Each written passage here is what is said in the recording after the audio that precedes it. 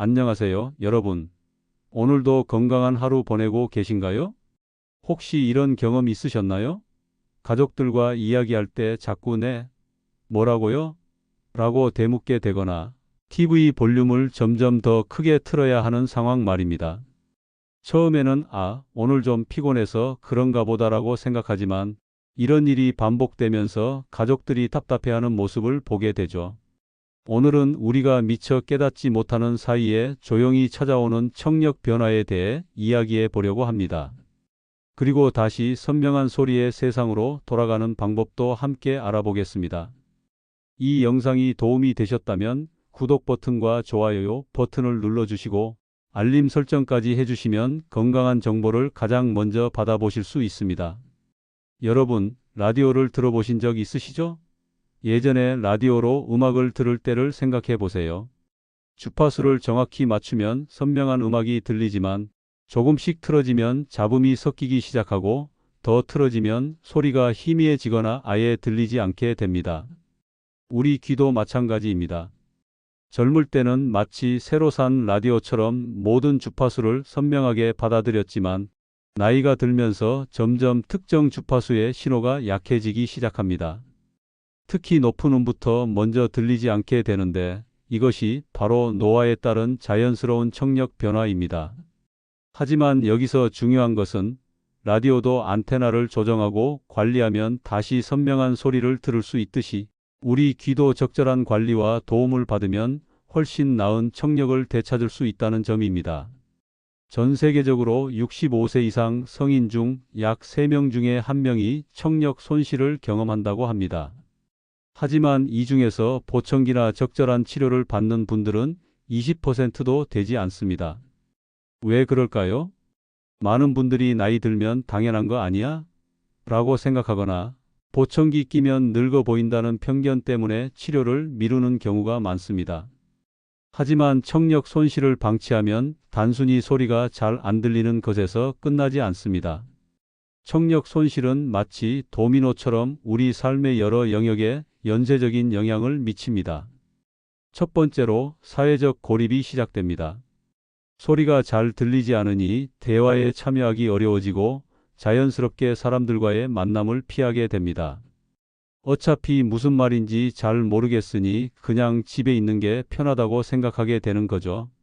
두 번째로 인지 기능에도 영향을 미칩니다. 뇌는 사용하지 않으면 퇴화하는 특성이 있는데 청각 정보가 줄어들면 뇌의 청각 처리 영역이 점점 약해집니다. 연구에 따르면 치료받지 않는 청력 손실은 치매 위험을 높일 수 있다고 합니다. 세 번째로 안전 문제가 발생합니다. 자동차 경적 소리, 화재 경보음, 누군가 뒤에서 부르는 소리 등을 제대로 듣지 못하면 일상생활에서 위험한 상황에 노출될 수 있습니다. 마지막으로 우울감과 스트레스가 증가합니다. 의사소통이 어려워지면서 가족들과의 관계도 멀어지고 자신감도 떨어지게 됩니다. 72세 박순희 씨는 40년간 초등학교에서 아이들을 가르치셨던 분입니다. 은퇴 후 가장 큰 기쁨은 10살 손자 민준이와 보내는 시간이었습니다.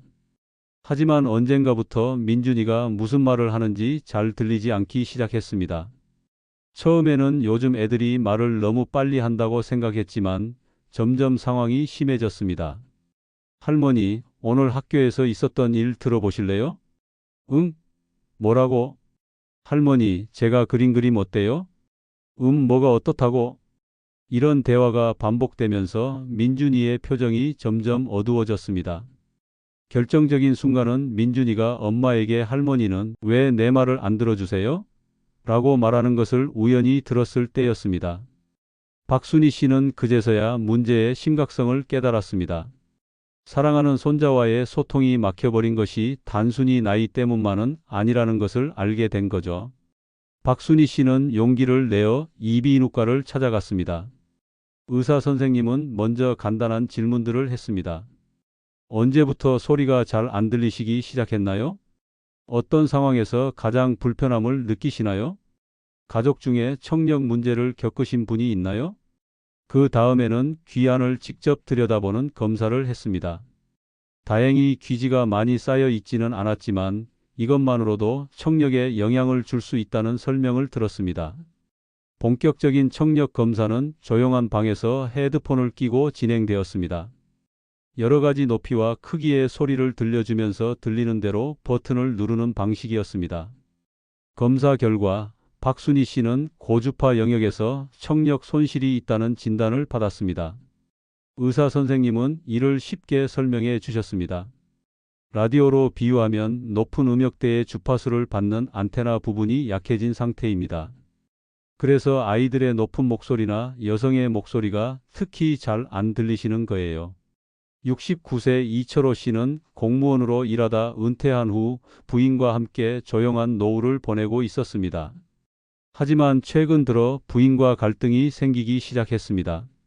여보, TV 소리 좀 줄여요. 너무 시끄러워요. 이 정도가 어디 시끄러워? 난 이래야 들려. 귀가 멀었나 봐요, 정말.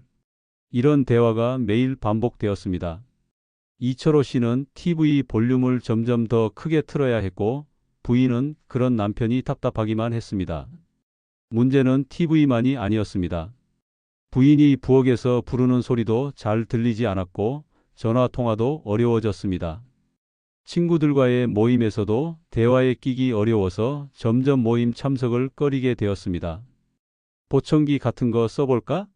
라는 생각이 들기도 했지만 보청기를 끼면 늙어 보인다는 편견과 비싸기만 하고 별로 도움 안 된다는 주변 사람들의 말 때문에 망설여졌습니다.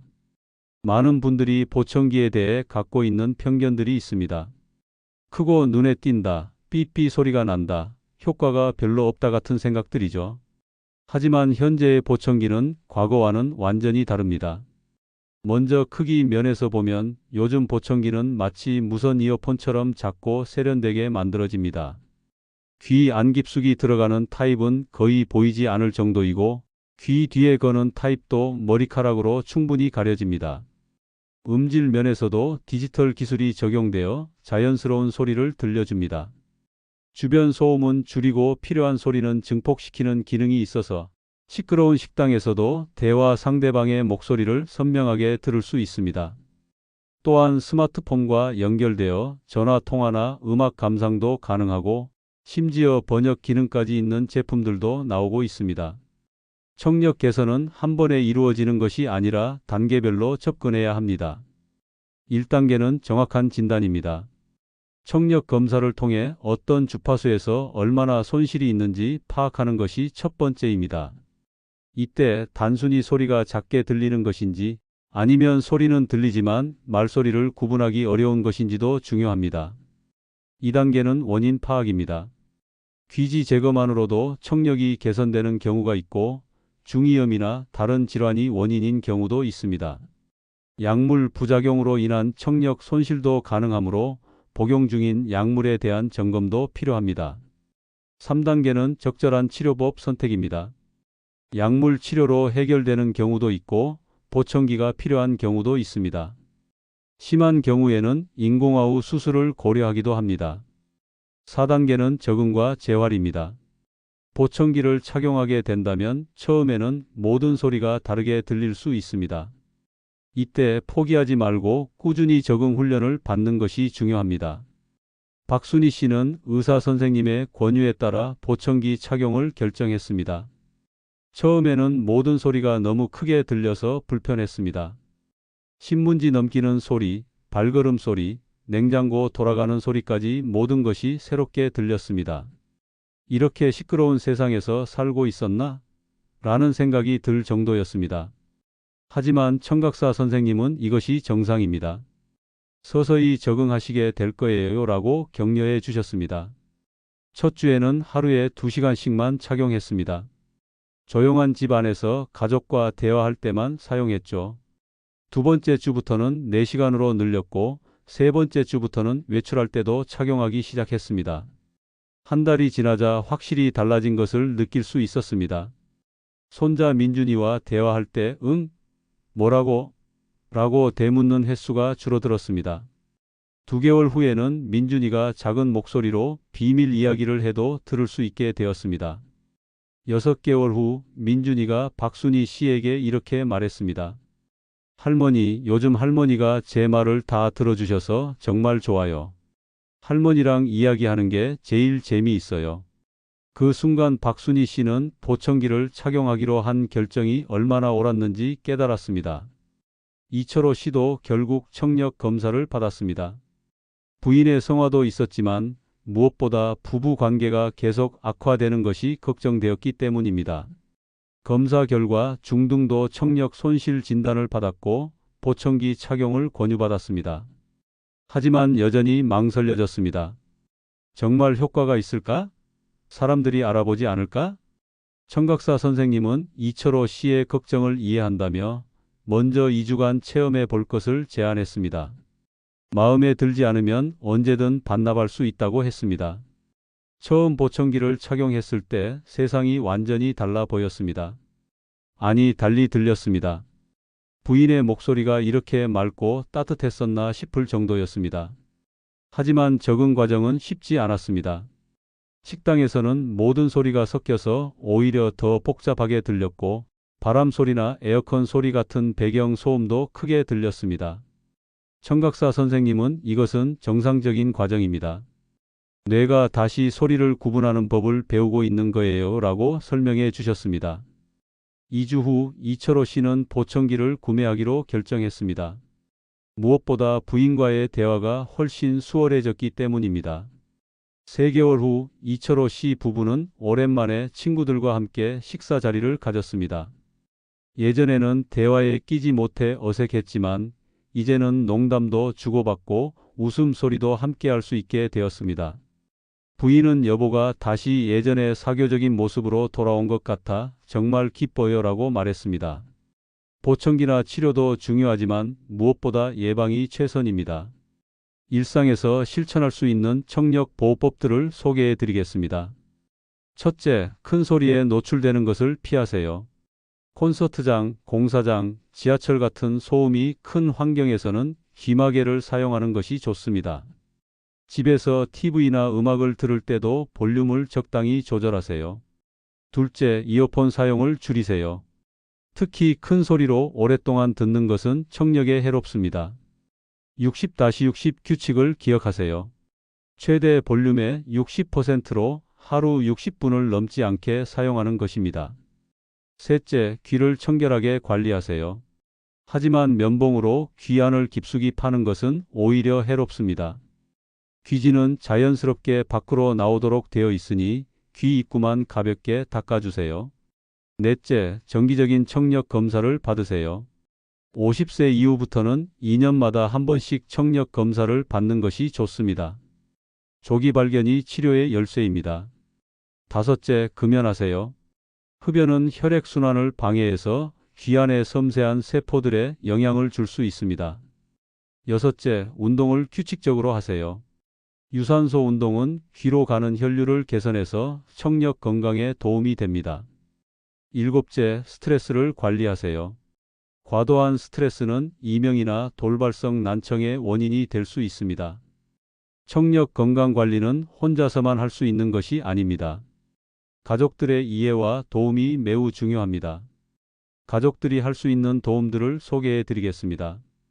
대화할 때는 얼굴을 보고 말하세요.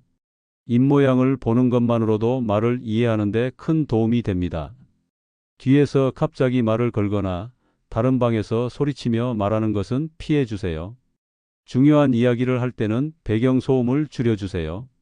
TV를 끄거나 음량을 낮추고 조용한 곳에서 대화하는 것이 좋습니다.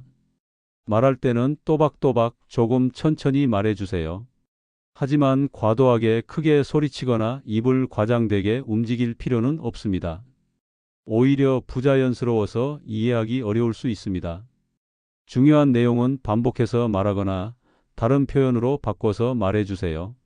오늘 오후 3시에 병원 가야 해라고 했는데 잘 못 들었다면 오늘 낮 3시에 의사 선생님 만나러 가야 해라고 다시 말해주는 것입니다. 필요하다면 몸짓이나 글로도 표현해 주세요. 특히 숫자는 손가락으로 표시하거나 적어서 보여주는 것이 확실합니다. 무엇보다 인내심을 갖고 이해해 주세요. 청력이 떨어진 분들은 이미 충분히 답답하고 미안해하고 있습니다. 몇 번을 말해야 알아들어? 같은 말은 상처가 될 수 있습니다.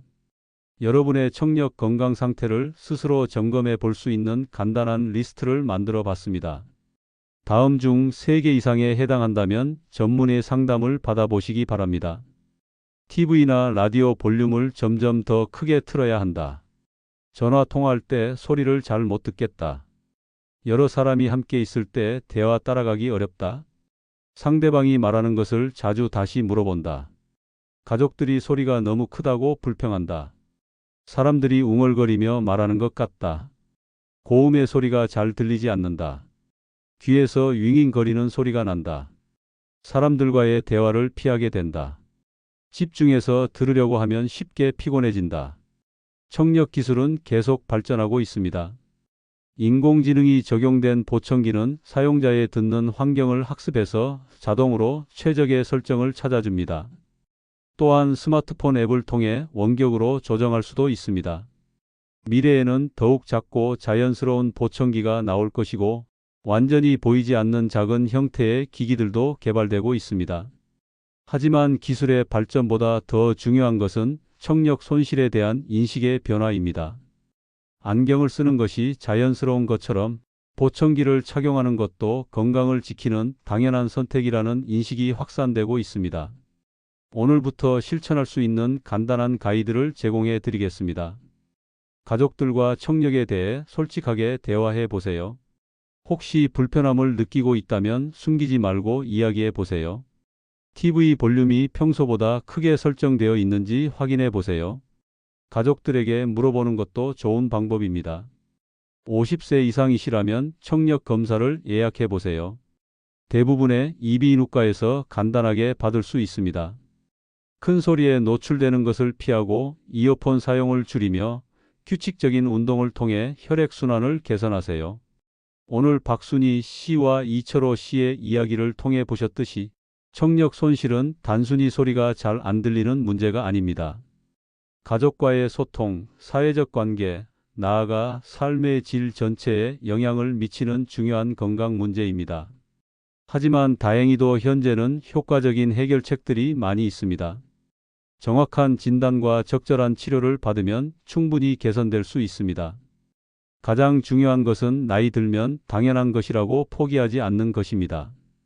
라디오의 주파수를 다시 맞춰서 선명한 음악을 들을 수 있듯이 우리 귀도 적절한 도움을 받으면 다시 아름다운 소리들로 가득한 세상을 만날 수 있습니다. 손자의 웃음소리, 배우자와의 다정한 대화, 친구들과의 즐거운 모임, 좋아하는 음악까지. 이 모든 소리들이 여러분을 기다리고 있습니다. 오늘 영상이 도움이 되셨다면 구독과 좋아요, 그리고 댓글로 여러분의 경험도 나눠주세요.